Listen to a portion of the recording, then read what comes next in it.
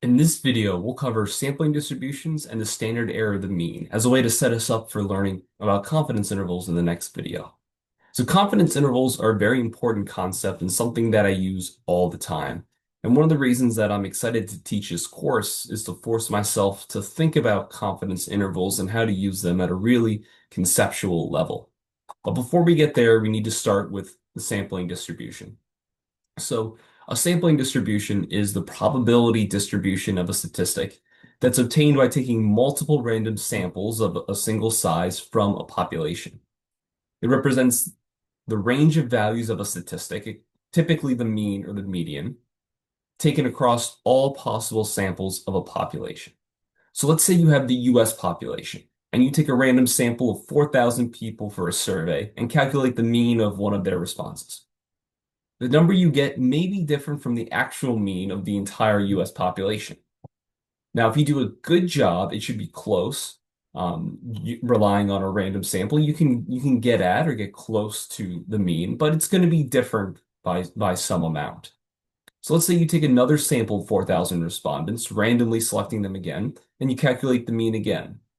Most likely, this mean is going to be similar both to the first sample that you took and to the population, whatever the true population mean is, but odds are probably won't be quite right again. But if you kept doing this, kept taking samples, simple random samples of the same amounts, so in this case, 4,000 people in the US, kept doing it over and over again and calculating the mean, you'd end up with a distribution of means. You could plot them like we plot the values for the normal distribution that we just worked on. So this is sort of theoretical. We don't know what the true population mean is for a lot of these cases. So someone taking a poll like Reuters or Nate Silver, whoever, they won't actually keep sampling hundreds and hundreds of times. But theoretically, as you increase the number of samples of a population that you take, the means of those estimated means are going to approach the true mean of the population. If you do it enough and you average those means together, you'll get at and you'll move towards the true mean of the population. And this is why statistics can be a powerful tool, that you can take samples instead of asking every single person.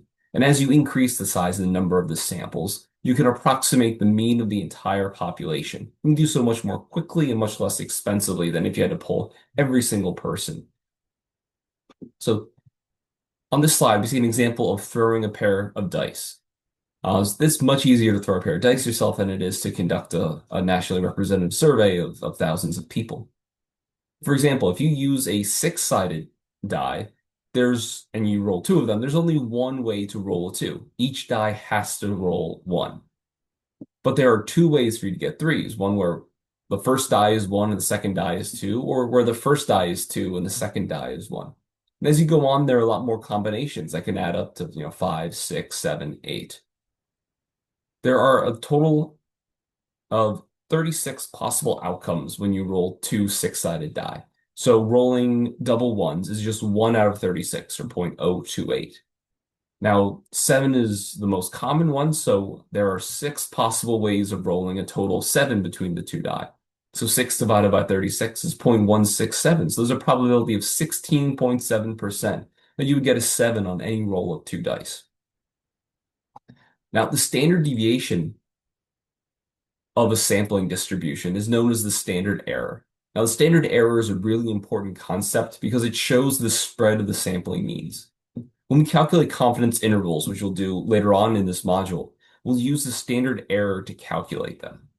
A low standard error will mean that the true mean falls within a narrow range in your sampling distribution. So our estimates and our sampling mean are much more precise. The standard error of a statistic depends on the sample size. So a small sample size will have a larger standard error. Small sample size means there'll be more of a spread for your estimates, other things being equal. And a large sample size will have a smaller standard error. Now, this should make sense. As we increase the number of samples and the number of people within each sample, we get more accurate estimates of the mean. The larger sample sizes are going to be better than smaller sample sizes.